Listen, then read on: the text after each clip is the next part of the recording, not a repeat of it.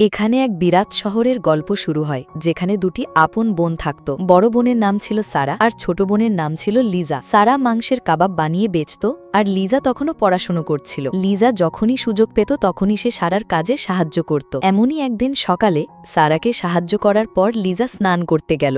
সারার বিয়ে হয়ে গিয়েছিল আর তার স্বামীর নাম ছিল জীবো। সে লুকিয়ে লিজাকে স্নান করতে দেখছিল। অনেকদিন ধরেই লিজার ওপর তার নজর ছিল, কিন্তু আজ অবধি কোনো সুযোগ পায়নি। আজ কিছু ভেবে সে বাথরুমে ঢুকে পড়ল। লিজা যখনই তাকে দেখল তখনই সে ভয় পেয়ে নিজের ঘরে চলে গেল। লিজার এই ভয় পাওয়া দেখে সারাও অবাক হলো। সে কিছু বলার আগেই জীবো তার কাছে এসে তাকে দ্রুত কাজের জন্য বেরিয়ে যেতে বলল। কিছুক্ষণ পর সারা তার কাবাবের দোকানে ছিল। তার সাথে তার বন্ধু নাতাশাও বসেছিল, যে প্রায় তার দোকানে আসা যাওয়া করত। কিছুক্ষণ পর নাতাশা এক ছেলের কাছে জল চাইল। সে নিজের শরীর বিক্রি করে টাকা উপার্জন করত। জল দেবার পর ছেলেটি তাকে কম টাকা দিয়ে চলে গেল, যার কারণে নাতাশা ছেলেটার ওপর ভীষণ রেগে গেল। নাতাশার নিজের কোনো পরিবার ছিল না, আর সে শুধু সারার ওপরই বিশ্বাস করত। রাতে নাতাশা আবার সারার দোকানে এসে কাবাব খাচ্ছিল। সে সারাকে বলল যে আজ সে বেশি টাকা উপার্জন করতে পারেনি, কারণ আজ কোনো ধনী গ্রাহক পায়নি। সারা তাকে কাজটা পাল্টে ফেলার কথা বলল, কিন্তু নাতাশা অন্য কোনো কাজ জানত না। এই সময় লিজা তার বন্ধু ম্যাক্সের সাথে সারার দোকানে এলো। সে প্রথমে ম্যাক্সকে সারার সাথে আর পরে নাতাশার সাথে পরিচয় করালো। ম্যাক্সের সাথে দেখা করে সারা খুশি হলেও নাতাশা খুশি হলো না, কারণ সে ছেলেদের বিশ্বাস করত না। সবাইকে ম্যাক্সের সাথে পরিচয় করিয়ে দেবার পর লিজা তার সাথে কাবাব খেতে শুরু করলো। আর কাবাব খাবার পর সবাই নিজেদের বাড়ি চলে গেল। অনেক রাত্রে জীবো নেশা করে বাড়ি ফিরল। জীবো সম্পূর্ণ নেশাগ্রস্ত ছিল। সে তার ঘরে ঢোকার পরেই তার চোখ ঘুমন্ত সারার উপর পড়ল। সারার শরীর দেখে সে উত্তেজিত হয়ে পড়ল। সে দ্রুত তাকে জাগিয়ে তার গুহায় আঘাত করা শুরু করল। পরের দিন সকালে দুই বোন আবার কাবাব বানাতে শুরু করল। এরপর দুই বোন দোকানে গিয়ে কাবাব বিক্রি করতে লাগলো। আজ লিজার ছুটি ছিল, তাই তার বন্ধু ম্যাক্সও তার কাছে ছিল। ছুটির কারণে দোকানে অনেক গ্রাহক ছিল, তাই লিজার ম্যাক্স সারাকে সাহায্য করছিল। সন্ধ্যায় লিজা বাড়ি ফিরে পড়াশোনা শুরু করল। এই সময় জীবো তার কাছে এসে তার শরীরের সাথে খারাপ আচরণ করতে শুরু করল। লিজা ভয় পেয়ে দ্রুত সেখান থেকে পালিয়ে গেল। দ্রুতই সে বাড়ি থেকে পালিয়ে সারার দোকানে চলে এলো। সারার দোকানে তখনও গ্রাহক ছিল। সারা যে মাংসের কাবাব বানাতো সেগুলো লোকেদের খুব পছন্দ ছিল। লিজা দোকানে মন মরা হয়ে বসেছিল। তাকে দেখে সারা তার মন খারাপের কারণ জিজ্ঞাসা করল, কিন্তু সে কিছুই বলল না। এই সময় নাতাশাও লিজার কাছে চলে এলো। নাতাশা আজ নিজের শরীর বেচে অনেক টাকা উপার্জন করেছিল, তাই আজ সে খুব খুশি ছিল।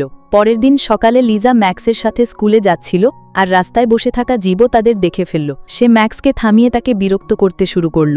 লিজা যখন তাকে বলল যে ম্যাক্স শুধু আমার বন্ধু, তখনই সে তাদের যেতে দিল। সন্ধ্যায় সারা নিজের জমানো টাকা গুনছিল। টাকা গোনার পর সে জীবোকে জিজ্ঞাসা করল যে তুমি কি আমার টাকা নিয়েছ?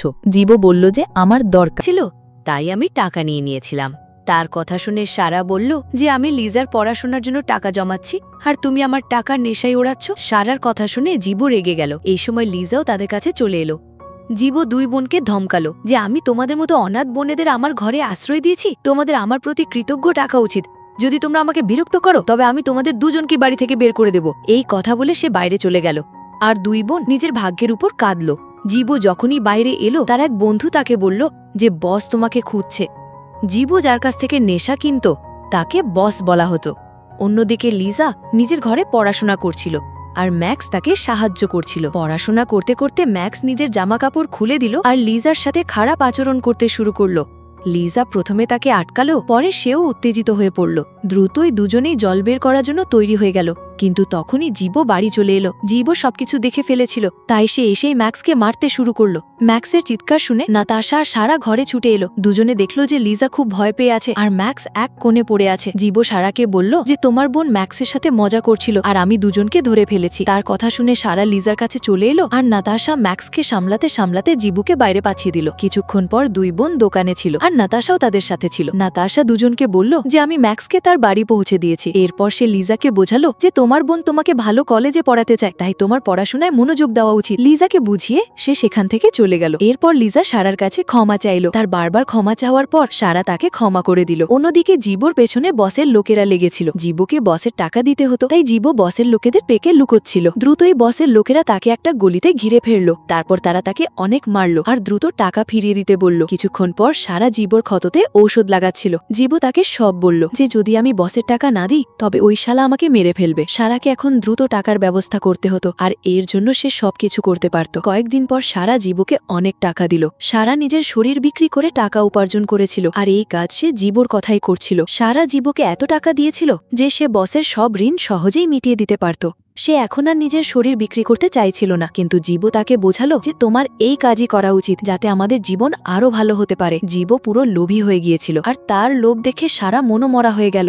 আসলে লিজাও জানতো যে তার বোন জীবুকে বাঁচানোর জন্য কি করছিল। জীবুর কথায় সারা আবার এক ছেলের কাছে গেল, আর সে সারাকে টাকা দিয়ে তার গুহায় আঘাত করতে শুরু করলো। সারা এই টাকাও জীবুকে দিয়ে দিল, আর এইবার সে তাকে বলল যে আমি এখন শরীর বিক্রি করব না, বরং দোকান খুলে কাবাবই বিক্রি করব। জীবু তাকে বোঝানোর অনেক চেষ্টা করলো, কিন্তু এইবার সারা তার কোনো কথাই শুনল না। কিছুক্ষণ পর লিজা পড়াশোনা করে বাড়ি ফিরে এলো। ঘরে জীবু তার বন্ধুদের সাথে নেশা করছিল। লিজা সরাসরি নিজের ঘরে এসে জামা কাপড় পাল্টাতে শুরু করলো। এই সময় সারাও বাড়ি চলে এলো। জীবু আর তার বন্ধুরা অনেক নেশায় ছিল, তাই সারা তাদের বাড়ি থেকে চলে যেতে বলল। সারার কথা মেনে জীবু যখনই বাড়ি থেকে বের হতে যাচ্ছিল তখনই ওই শালার চোখ লিজার উপর পড়ল। লিজাকে দেখে সে উত্তেজিত হয়ে পড়ল। এদিকে জীবুর বন্ধুরা সারাকে ধরে ফেলল। অন্যদিকে জীবু লিজাকে জাপটে ধরল। দেখতে দেখতে জীবুর বন্ধুরা সারার গুহায় আঘাত করা শুরু করল, আর অন্যদিকে জীবু লিজার গুহার স্বাদ নিতে শুরু করল। দুই বোনের সাথে মজা করার পর সব পিশাচ বাইরে ঘুরতে চলে গেল। সারা কোনো মতে নিজেকে সামলে লিজার কাছে চলে এলো। লিজা তাকে সব বলল যে জামাইবাবু তার সাথে কি করেছে। লিজার কথা শুনে সারা জীবুকে শিক্ষা দেওয়ার সিদ্ধান্ত নিল। গভীর রাতে সারা জীবুর দিকে যাচ্ছিল। জীবু এই সময় গভীর ঘুমে ছিল, আর সারা তার কাছে এসে তার উপর আঘাত করতে শুরু করলো। সারা রাগে এত জোরে আঘাত করলো যে জীবু ঘুমেই মারা গেল। লিজাও তার কাছে এসে তার সাহস বাড়াতে লাগলো। লিজার সঙ্গ পেয়ে সারা আক্রমণের গতি বাড়িয়ে দিল। পরের দিন সকালে দুই বোন মাংসের কাবাব বানাচ্ছিল। এইবার এই কাবাবগুলো খুব বিশেষ ছিল, কারণ এই কাবাবগুলো জীবর মাংস দিয়ে তৈরি হচ্ছিল। এই সময় নাতাশা দৌড়াতে দৌড়াতে তাদের কাছে এলো, আর জীবর কাটা মাথা দেখে সব কিছু বুঝে গেল। সে নিজেকে সামলে দুই বোনকে বলল যে বসের লোকেরা জীবর সব বন্ধুদের মেরে ফেলেছে। নাতাশার কথা শুনে দুই বোন আনন্দে কাঁদতে শুরু করলো। দুজনের জীবনে এমন কেউ আর রইল না যে তাদের সমস্যায় ফেলতে পারে। কিছুক্ষণ পর সারার দোকানে অনেক ভিড় ছিল, আর সারা সবাইকে সেই কাবাব খাওয়াচ্ছিল যা সে জীবর মাংস দিয়ে বানিয়েছিল। লোকেরা যখন সারার কাবাবের প্রশংসা করছিল তখন সারা তাদের ধন্যবাদ জানালো। লিজা আর ম্যাক্সও সারাকে সাহায্য করছিল। দুই বোনের জীবনে এখন শুধু সুখী আসার ছিল।